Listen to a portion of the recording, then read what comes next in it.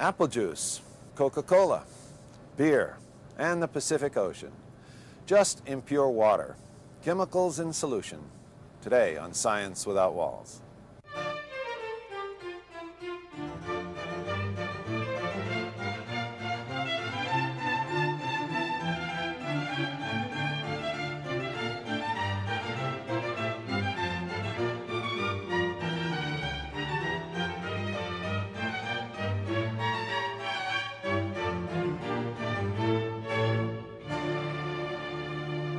Water, beautiful, essential, valuable. You know a lot about its structure and properties, in pure form. Well, now we're going to pollute it, make it a little less pure by adding stuff to it. Most water, in physiology, is water with sodium chloride in it, roughly 1% by weight, sodium chloride. So let's make some physiologic saline, some physiologic salt water. We'll take a liter of water, that's 1,000 milliliters, and that's also 1,000 grams of water. Well, 1% of 1,000 is 10, so we need 10 grams of sodium chloride. These nice little cubic crystals from the salt shaker, weighed out on a postal scale. 10 grams is a little less than half an ounce. In goes the salt, and it's starting to dissolve. An amazing miracle of chemistry. How can water, with just those weak hydrogen bonds between water molecules, so weak that we can boil them away, so weak that we can just let them evaporate into dry air if we wait long enough? How can sodium chloride, with its very strong ionic bond, sodium plus chloride minus, suddenly find itself dissolved when I throw it in water? What causes it to dissolve? The sodium and chloride ions are very highly ordered in their nice, neat little cubic structure. And even liquid water itself, although not crystalline, has those tiny transient microcrystals, those flickering clusters, which on that tiny scale are also ordered, at least for very short periods of time. Well, by putting the salt in water, we destroy much of the ordering of the salt and some of the ordering in the water. The solution is more disordered than the salt and water separately. Svante Arrhenius, a Swede in the late 1800s, remember him? He almost flunked his doctoral exam for suggesting that certain compounds, like sodium chloride, dissolved in water by separating into ions. He did have the last laugh a little later, because he received a Nobel Prize for his pioneering and creative work. Incidentally, Arrhenius's granddaughter is Dr. Karen Caldwell, and she's a professor in the Department of Bioengineering here at the University of Utah. A mole of molecules is a lot like a mole of atoms. Remember, a mole of an element is its atomic mass in grams, and ditto for molecules. So a mole of sodium chloride is nearly 60 grams, because sodium is 23 and chloride is 35. We define solution concentrations in terms of moles, the number of moles in a liter of water or other solvent. So 58 grams of salt in 1 liter of water is a 1 molar solution. Well, but there's only 10 grams of sodium chloride in a liter of our body fluids, so our body fluids have a salt concentration of about 1/6 molar. But pure water is about a 55 molar concentration. There's 18 grams in a mole of water, so in 1,000 grams of water, we can say there are 55 moles of water. So the sodium chloride is outnumbered, outgunned by water molecules by about 300 to 1. So those dancing, flickering, energetic water molecules collide, interact, and disrupt the sodium chloride crystal, starting at its surface. As the surface is dissolved, pummeled away by the random motion of the water molecules, it just disintegrates. From the point of view of the sodium ion, it becomes surrounded by oriented water molecules, with a negative oxygen ends pointing towards the sodium ion. The much larger chloride ion is also surrounded with water, but this time with the hydrogen end of the water molecules pointing towards that negative chloride. It turns out that this arrangement largely satisfies the electrical needs of both the sodium and the chloride ions. Plus, the water molecule is a little happier because it bonds to the sodium or chloride ions more strongly, actually, than it could bond to its water neighbors. We say that the ions are hydrated, meaning they are bound to and surrounded by water. That binding can be so strong that we can even find water tightly bound and oriented in various natural minerals and crystals. So the sodium chloride is now dissolved. We now have a solution containing sodium ions and chloride ions uniformly, chemists say homogeneously, distributed throughout that entire liter of water. Sodium chloride solutions have particular properties. They have a special taste. They taste salty. They also have electrical properties. Since the sodium and chloride ions are each charged, they can move in electric fields. The ionic solution doesn't have free electrons like a metal does, but ionic solutions do have ions, and ions respond to electric fields, just as electrons do. We said earlier that electric currents were the movement of electrons, of negative charges, and that's generally what they are. But we can also have ion currents. Here, Mindy Stedman has a flashlight with the bottom removed. She completes the electrical circuit with a metal foil. There, the circuit is connected, the flashlight lights. But if she removes the foil and tries to run the electricity through pure water, nothing happens. Out of the water and back with the metal, it lights. Back on the water functions as an insulator. There is no flow of electricity. But now, using salt water, the bulb lights dimly. The salt solution is conducting electricity. It's an ionic conductor. Let's do the experiment again. Water, pure water, no light. But now, normal table sugar, sucrose in water, no light. What is going on? Well, sucrose is certainly soluble, but it's not ionic. It can't conduct electricity. Let's look at the structure of sucrose. It's a molecule with lots of carbons, hydrogens, and oxygens. They're all bonded together in covalent bonds. A carbon-hydrogen bond is almost purely covalent, a fair, democratic sharing of electrons. The electrons in carbon-carbon bonds are also completely shared. The carbon-oxygen and oxygen-hydrogen bonds are not so perfect. The oxygen-hydrogen is similar to that in water, except the oxygen is binding with hydrogen on one side and one of the carbon electrons on the other side. Although that's a polar bond, it isn't an ionic bond. There is no perfect charge separation like there is in sodium chloride. So there's no way for the water molecules to come in and break up the structure. They just don't have the ability to do so. In the carbon-oxygen-hydrogen bond, the oxygen is partially negative, just as it is on water. The hydrogen is partially positive. It can hydrogen bond to water, similarly to the way water binds with itself. And that's what makes sugar soluble in water. Water does bind to sugar, but water can't disrupt the primary chemical bonds within the sugar molecule, as it can with sodium chloride. If there was no way for sugar to bind to water, then the water would just ignore it. It would continue to shake hands with itself and let the sugar stay undissolved on the bottom of the container. That's what happens if we put oil in colored water. Even if we try hard to disperse it, the oil gets pushed back together. Water really doesn't want to have much to do with that oil, because water can't bind well with oil. Water prefers to bind to itself. This inability of water to bind well with oil results in a molecular segregation process.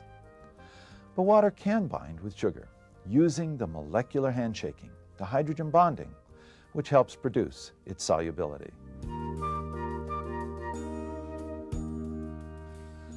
There's a big force, a big tendency, which tries to get everything to integrate, to mix, and it's your friend entropy. But entropy can't do it all alone. Remember, everything comes in pairs, our yin-yang theory of science. There's a tendency to minimize, to decrease electrical potential energy by allowing electrical attraction between the polar molecules. And at the same time, there's a tendency to try to mix everything up, the entropy tendency. All chemical processes, all natural processes, represent a balance between those two tendencies, between the first law of thermodynamics, conservation of energy, and the second law of thermodynamics, the production of entropy. Those apply not only to your car engines and electric power plants, but to the interactions and reactions of individual water, sugar, and salt molecules. Back to sugar water for one more point. Here's a quarter liter of water, and here's another quarter liter to which we've added 120 grams, about a quarter pound of sugar. This much sugar in this much water. Where did all that sugar go? Well, it's among all those water molecules. The sugar is there, and its mass is there. That sugar solution has a lot more mass, making its density higher than pure water. Here's a dramatic demonstration of that density difference. 2 cans of Coca-Cola, one normal Coke, the other Diet Coke. We put each of them in this large transparent container of pure water. Watch.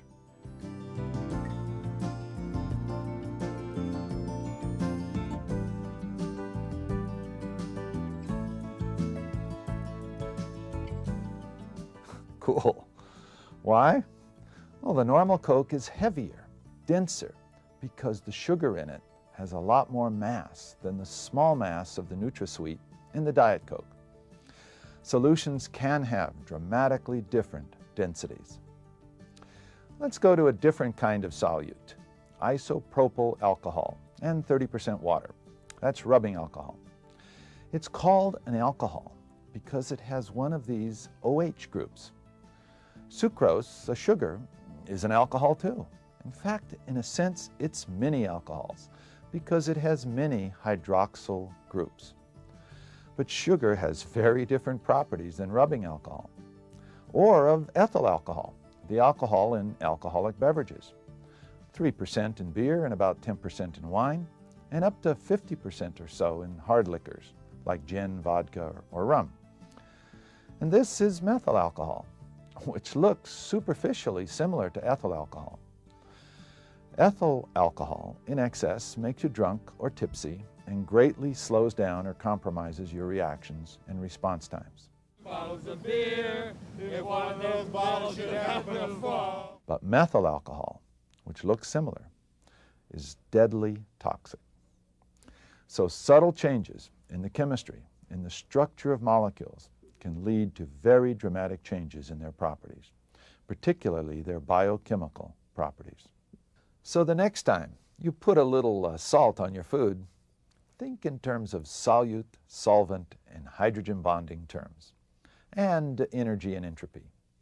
And the next time you add a little sugar to something, add it in such a way that you can watch it dissolve. Watch entropy in action. Chemicals, chemicals, and more chemicals.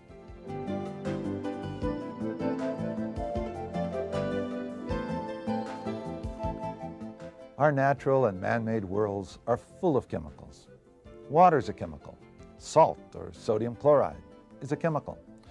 Practically everything on our grocery store and drugstore shelves are chemicals. We're completely surrounded by them. You and I consist of tens of thousands, actually millions, of different chemicals.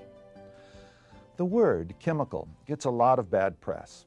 It's often referred to in the press as man-made things that can be toxic or dangerous. All of the biochemicals which make up the living world, including you and me, may be necessary even essential, but each one of those essential biochemicals is also potentially toxic. You see, when we produced our personal periodic table, we measured elements at concentrations of 1 part per billion. We could measure many of them to 1/10 of a part per billion, 1 in 10 billion. There are instruments and techniques which will measure things to parts per trillion or even quadrillions. That's 1 part in 10 to the 12th or even 10 to the 15th. But no matter how precisely we measure, we can never say there is 0 of anything, because we can't measure that accurately or precisely. It's sort of like saying there's a 0 chance you're going to win the lottery and burning your lottery ticket. Well, the chance of winning is very, very small, but it's not 0. You see, there are no real absolutes in science.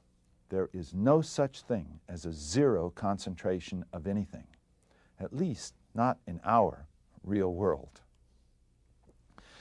If we can have sodium chloride, potassium chloride, and other valence 1 chlorides, could we have hydrogen chloride?